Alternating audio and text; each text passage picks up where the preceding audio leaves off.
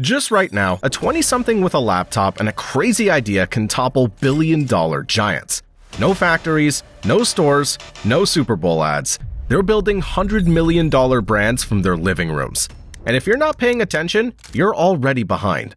In the next few minutes, I'm going to show you how companies you've probably never heard of are silently stealing market share from industry titans who never saw them coming. And they're just getting started. But before we dive into how these digital upstarts are reshaping entire industries, we need to understand something important.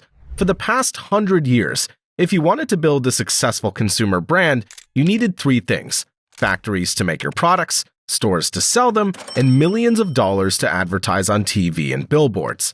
But then the internet changed everything. Today, we're going to look at some companies that rewrote the rules of retail.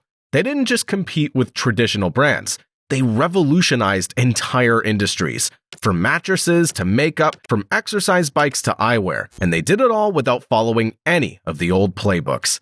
Let's start with one of the most remarkable success stories in this space. Back in 2011, a guy named Michael Dubin was frustrated with how expensive razors are.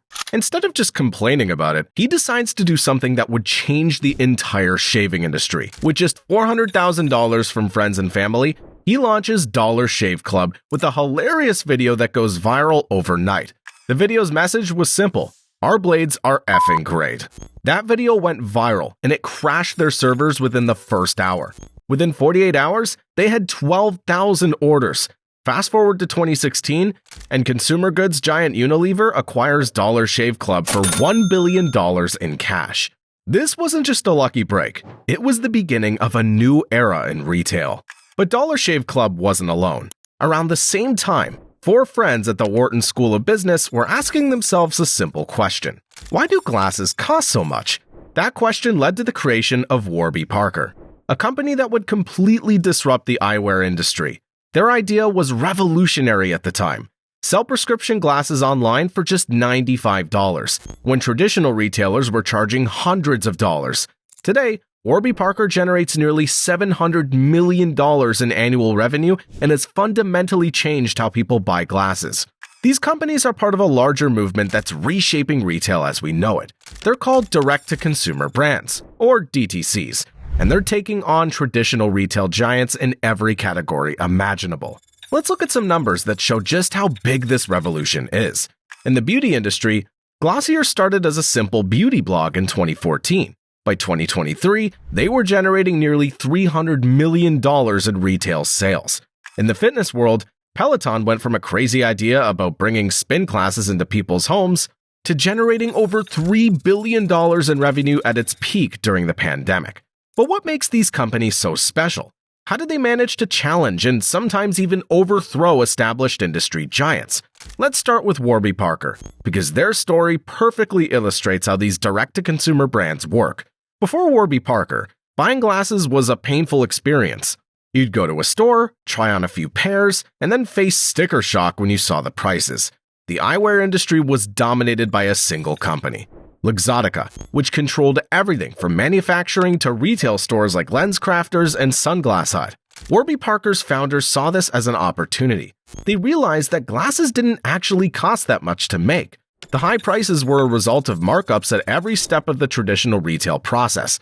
By designing their own glasses, manufacturing them directly, and selling them online, they could offer prescription glasses for just $95, including lenses.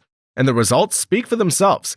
By 2024, Warby Parker was generating nearly $700 million in annual revenue, with 13.12% growth year over year. They've expanded to over 200 retail locations while maintaining their direct-to-consumer model. They've proven that you can build a billion-dollar business by solving a simple consumer problem. Now there's Casper, a company that decided to take on an even more challenging category: mattresses. When Casper launched in 2014, the idea of buying a mattress online seemed crazy to most people. After all, don't you need to try a mattress before buying it? Casper's solution was brilliant. They designed a single, perfect mattress that would work for most people, compressed it into a box for easy shipping, and offered a 100-night trial period. In their first day of business, Casper sold $1 million worth of mattresses. Within 2 years, they reached $200 million in sales. They proved that even something as personal as a mattress could be sold successfully online with the right approach. Speaking of personal products, there's �귄𝐤𝐤. Founded by Emily Weiss in 2014, 𝐷LASIER grew out of a beauty blog called Into the Gloss. What made 𝐷LASIER different was their approach to beauty. They created products based on direct feedback from their community. By 2023, they were generating nearly $300 million in retail sales and had captured 5% market share in the beauty industry. Then there's Allbirds, a company that proved you could build a successful shoe brand focusing on sustainability. Founded in 2015, Allbirds started with a single product, a wool runner that was comfortable, sustainable, and stylish. They hit their $30,000 Kickstarter goal in just 5 days. By 2021, they had gone public with a valuation of over $4 billion. While they've faced challenges since then, they've shown that sustainable products can compete successfully in the mainstream market. Peloton might be the most dramatic example of how a direct-to-consumer brand can disrupt an entire industry. They didn't just sell exercise bikes, they created a whole new category of connected fitness. At their peak during the pandemic, they were generating over $4 billion in annual revenue. While they've faced challenges since then, they're actively reinventing themselves under new leadership. Now, look at this. This brand named Hims & Hers has taken on an even more sensitive category, personal healthcare. Founded in 2017, they've made it easier for people to access prescription medications and personal care products through telehealth. By 2023, they were generating $872 million in revenue, showing that even healthcare can be disrupted by the direct-to-consumer model. There's another company in the industry. If you're a girl, you really know it. Olaplex.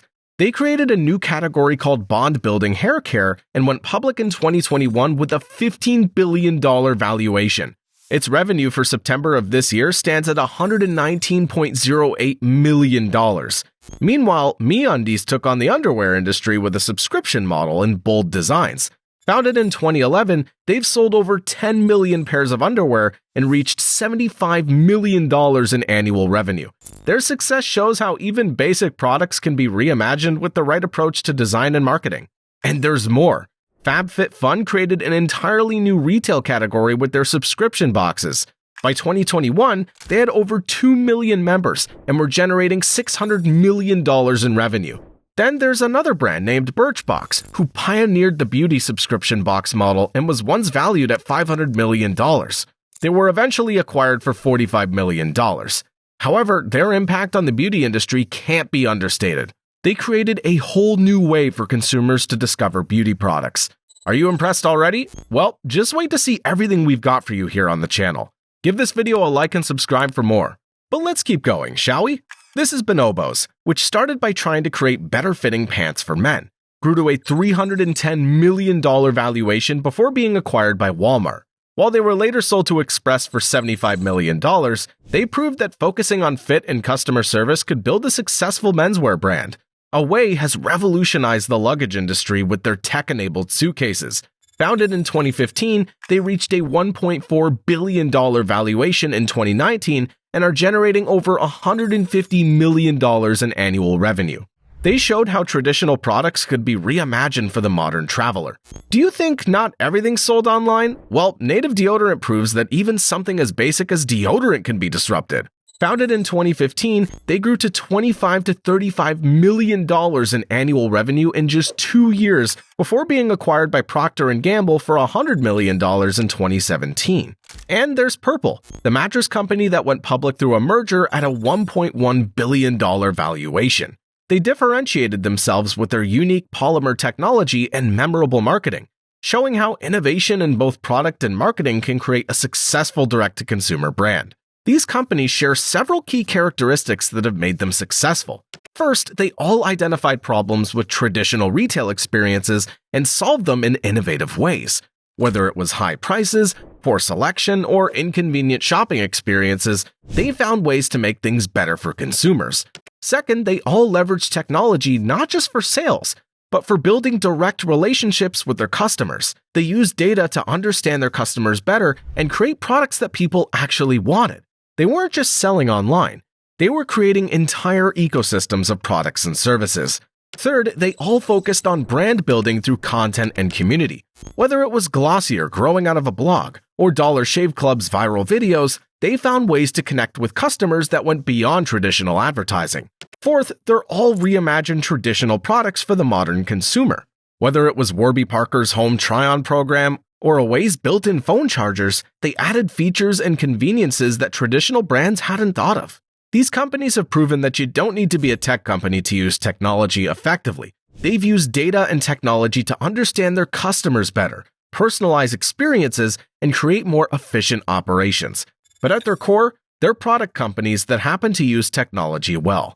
And they've shown that it's possible to build successful businesses by focusing on what customers actually want.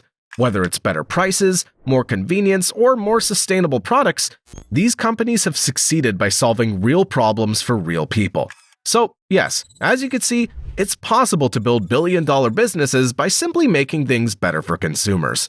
That's a lesson that will continue to shape retail long after the term direct-to-consumers become just another way of doing business. And if you want to stay ahead of the next retail revolution, you know what to do. Like this video and hit that subscribe button. See you in the next video.